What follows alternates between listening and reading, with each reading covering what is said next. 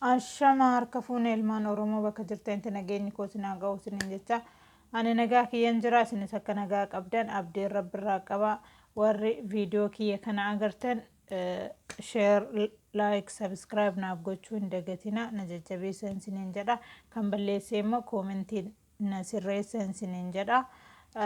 Kana taansee waan dubbachuu barbaadu ilmaan Oromoo wallotti dhumachaa jirturra haga beekuma kiyyaa waa xiqqoo dubbachuu barbaada. Ilmaan Oromoo wallotti dhumachaa jirtu ilmaan Oromoo kutaa 11ti malee kan kutaa tokko bichaa yookiin ganda tokko bichaati miti. Oromoo nama tokko bichaa miti kan dhumachaa jiru hunda keenya dhumachaa jira waan ta'eef hundi keenyayyuu akka isaan maddii dhaabbannu akka sagalee taanuuf sinin jedhaasumaan jechuudha. Gaafa walloon dhumattu gaafa wallaggi dhumatu kutaanan biraa shawaan harargeen baaleen zim jennaan taruma taraa nutti deemaa jechuudha. Kanaaf bakkuma ka'e kanatti ofirraa dhaabuudhaaf wanni nuti godhuu qabnu wal bira dhaabbachuu waan dandeenyu wal gargaaru sagalee walii ta'u kanaan yoo ofirraa hambisne malee hundi keenyayyuu booddee boo'ichi keenya nafu jechuudha. Kanaaf hundi keessanuu bakka jirtanii dammaqaa wal maddii dhaabbadhaa sagalee walii ta'a waliif mirmachuun sagalee walii ta'u siyaasaa miti yookaan immoo paartii waa'ee paartii haasa'uu miti. Siigalee obboleessa kee obboleetti kee haadha kee abbaa kee kan rakkateef yoo sagalee taate yoo waan qabduun gargaarte kuni siyaasa yookaan immoo waa'ee paartii haasa'uu miti. Kanaafuu ilmaan Oromoo waan biraatirraa haasa'aa toltu. Waan biraatirraa sheer gochaa poosti gochaa toltu waan biraatirraa si'aati keessan gubaa yeroo keessan gubaatu ooltu waan ta'eef ilmaan Oromoo rakkachaa si'aati kanatti waan iyyachaa jiraniif akka maddii dhaabbannu akka maddii dhaabbattanii sinin jechuu barbaada. Sinin galee amma yoo iyyannee amma yoo wal maddii dhaabbanne malee wantitu wanna dhiyootti nurraa dhaabbattu miti. Wanna yoo akkuma kana dura Tigraay raawwatee dhufe amma Oromootti darbaatii jira. Booddee immoo ka Oromoo wallootirraa Oromoo wallaggaatirraa immoo kutaa biraatitti akkasumatti darbaatii deemaa jechuudha. Haguma takka nu bira ga'utti gaafuma kutaan iyyuu osoo hin taane hundi keenyayyuu waliin mirmannee walii iyyuu qabna si'aati kanatti. Wal bira dhaabbachuu qabna. Sinii galee gaafa walloon iyyachaati jiru kutaanan biraa zimmettanii gaafa si bira geessumatu iyyataa jechuudha namni siin mirmatu hin jiru. Kophaa kee immoo wanni godhuu dandeechu hin jiru. Yoo wal taane yoo walitti gurmoofneedha waan tokko hojjechuu dandeenya. Kanaaf hundi keenyayyuu sagalee walii haa taanu haga beekuma keenyaa waliif wal maddii haa dhaabbannu siniin jedha. Sinii galee haadhi Oromoo Wallaggaa haadha Oromoo Shawaa ta'uu kana hin dagatina. Waan biraatittuu yeroo keessan hin gubdan waan biraatittuu maallaqa keessan hin gubdan waan ta'eef tokkummaa keessan jabeessa. Yoo tokkummaan teenya hin jabaanne ta'e yoomiyyumaa taruma tara harrumaa boru bo'atii oollaa jechuudha. Kana hin dagatina hundi keessanuu hunda keenyayyuu akka wal ga'u kana beekuu qabdan. Nugaa taraan nugaa. Waan akka kanatti boo'ichitu nurraa dhaabbattu miti yoo jabaanne malee garuutuyyuu yoo jabaanne kutuma tokkicha irrattuyyuu ofirraa dhaabuu dandeenya. Sinii galee yoo amma kanarraan mo'atamnee amma kanarraan Oromoon dhumaati jiraate kutaa hundumattu taraanu darbaa jechuudha akka muujaleessan. Muujaleen gaafa kottee takkasi qabatte achumarraan immoo kottee takkatti quba takkatti si dabartee jechuudha. Kanaafuu si'aati kanatti hundi keenya wal bira haa dhaabbannu sagalee walii haa taanu. Piliis waan biraa hojjechuu dhiisaa waan biraa haasa'uu dhiisaa rakkina keessan bichaa haasa'a. Yoo ati rakkina kee dubbatte yoo ati rakkina kee gadi baastee dubbatteedha kan namni sii mirmachuu danda'u. Yoo ati mana keessa teechi wanni namni sii godhuu danda'u hin jiru. Kanaaf waan biraa dalaguu dhiisatoo dalagaan keessan haasa'u. Yoo rakkina keessan haasoftanis yoo waan biraa gootanis sanuma bar miidiyaa irratti. Yoo namni rakkina ofii haasa'e yookiin rakkina saba ofii haasa'e hin dhaggeeffattanillee bantaniitumaa ilaaltani bara. Wanni jalatti kan barreeffamu bichaa ilaaltaniituma Bakka kuni kana haasaa meettanii deemtan viidiyoo bantanii ilaaltanii yoo waan biraa ta'e gini sa'aatii 24 irra ooltan jechuudha. Kuni ta'uu hin qabu bara. Kuni duubatti nu hambisee malee wanna nu godhee hin qabu. Rakkina keessa gaafa baane waa maraayyuu ni dhaqqabna. Rakkina keessa gaafa baane akka barbaannetti waa barbaanne gammadnee waa barbaade godhuu hin dandeenya.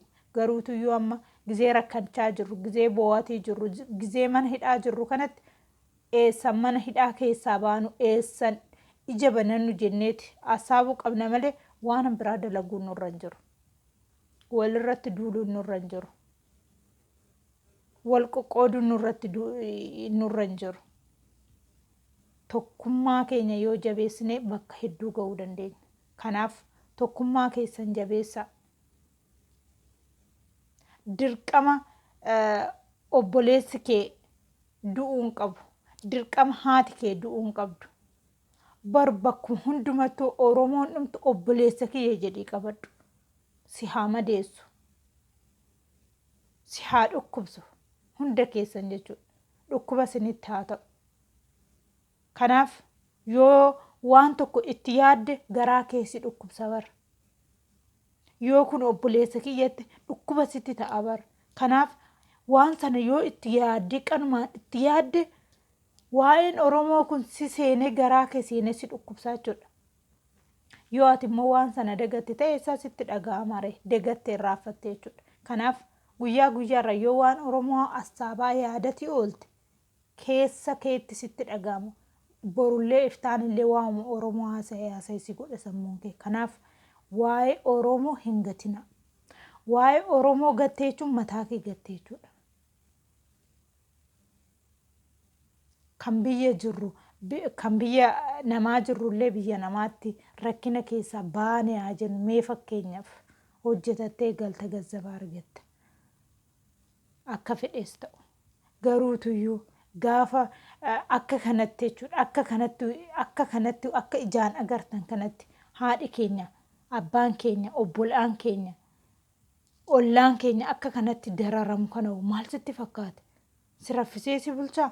Si nyaachisaa, si obaasaa, si hojjisiisaa. Kanaaf please waa'ee Oromoo irratti hojjedhu. Waa'ee mataa keetii haasa'i. Waa'ee Oromoo haasa'i. Ofii keenya fuuyyuu rakkina keessa jirra waan biraan haasa'i. Nun fiduun homaa nun godhu bara. Yeroo keessa waan biraati irratti hin gubina. Yeroon achuma deemti malee as nuun deemtu. Kanaaf si'aatii qabnutti haa fayyadamu. Namni kamiiyyuu jechuudha. Nama baay'eetu jira bar kan keessa isaa gubateeru. Nama baay'eetu jira bar osoo akkana hidhee dubbadhee kan jedhu. Garuutuyyuu gaafa namni waan tokko dubbate nama arrabsitu, nama qeeqxu, waan tokko namaan jettu. Akka waan namni waan of agarsiisa waan addaa tokko as bahee dubbatu jechuudha. Kanaaf kuni ta'uu hin qabu bar kanatu akkana nu godhe.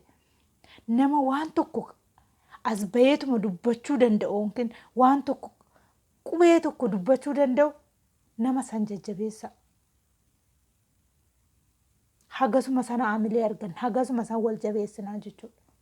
Siigalee maagara takkaan dallaan ijaarta yoo gamaanittis keessanis alaanis itti goote malee maagara. Kanaaf maagara walii ta'uu qabnaan waan tokko jabeessinee dhaabuudhaaf adda waliin naxxalina bu'aa nuuf hin qabu. Guddina nuun fidu. Kanaaf please hundi keessanuu waa'ee Oromoo irratti dalaguu qabna. Haga beekuma keenya jechuudha. Namni tokko immoo gaafa gadi bahee dubbate hin arrabsina. Yoo amma fakkeenyaaf ana asirratti bahee dubbadhu yoo na arrabsitan isaan akka kana na arrabsan jedhe waan gara fuulduraatti hojjechuu danda'ullee waan gara fuulduraatti dubbachuu danda'ullee isarraallee of hambisaa. Kanaaf nama waan tokko dandeettii garaa koo keessa baasee dubbadha waan akkanaa kana nama jedhu nama san akka gara fuulduraatti illee bal'iseetoo haasa'ee bal'iseetoo dubbatu jajjabeessuu qabdan malee arrabsuu hin qabdan. Kanatti bar kan duubattafne kanatti bar kan oggumaan ji'umaan rakkinuma keenya bichaa haasofne. Silaahoo akka dandeettii qabnu kanatti osoo wal tokkummaan keenya jabaate qaata rakkina keessa bahuu dandeenya. Kanaafuu please waa'ee Oromoo fi waa'ee Oromummaa bichaa irratti dalagaa. Gaafa bilisa baate gaafa mataa kee ol qabatte akka barbaadde ta'uu dandeessa. Garuutuyyuu immoo nuti nama rakkatee jiru hiyyeessa tokko bararranu.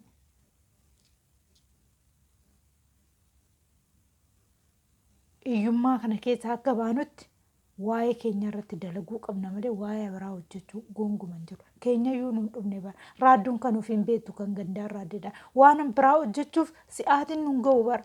Waa'ee keessan irratti hojjedhaa. Waan beektan waan dandeessan waliif dabarsaa. Waan dandeessan wal gargaaraa. Wal maddii dhaabbadhaa. Waliin tuffatinaa. Gaafa kana goone waa hundumtuu harka teenya keessa jirti. Mataa ol qabannee deemuu dandeenya jechuudha. Kanaaf please wal maddii haa dhaabbannu, waliif sagalee haa taanu. Hundumtuu xiqqaa guddaan beekaa wallaalan warri miidiyaa yaani yuutuuba chaanaalii feesbuuka gurguddaa qabdan warri namni isin jala jiru baay'ee ta'an hundi kanarratti osoo hojjettanii namni isin jalatti dhagaa. Isin jala dhagee waan isaa hannan biraallee dhagee dubbachuu danda'a. Isinii galee gaafa nuti baay'isnee waa'uma kana haasofnee addunyaan illee nu dhaguu dandeechi. Garuutuyyuu immoo as baanee waan biraa har'a wanta kaasofne buru waan biraa haasofne dubbiin teenya bishaan dhuddii jechuudha. Kanaafuu warrumti illee dhageetti qabda warri yuutuub chaanaalis haa ta'u feesbuukaanis haa ta'u warri sagalee gurguddaa qabdanii uummanni illee kan dandeetti dubbachuu qabullee akka gadi bahee dubbatu gorsaa barsiisaa. Nama gadi bahee dubbate immoo jajjabeessaa. Bira dhaabbadhaa. Waan balleesse koomentiin sirreessaa. Dubbisaa keessan sirreessaa yoo inni waan dogongora hojjete. Qeequun arrabsuun bu'aa namaaf hin qabu. Qeequu arrabsuun mataa ol lama hin qabachiisu. Gadi nama qaba malee. Kanaaf tokkummaa keenya yaa cimsinuu, wal maddii haa dhaabbannu, sagalee walii haa taanuu isiniin jedha.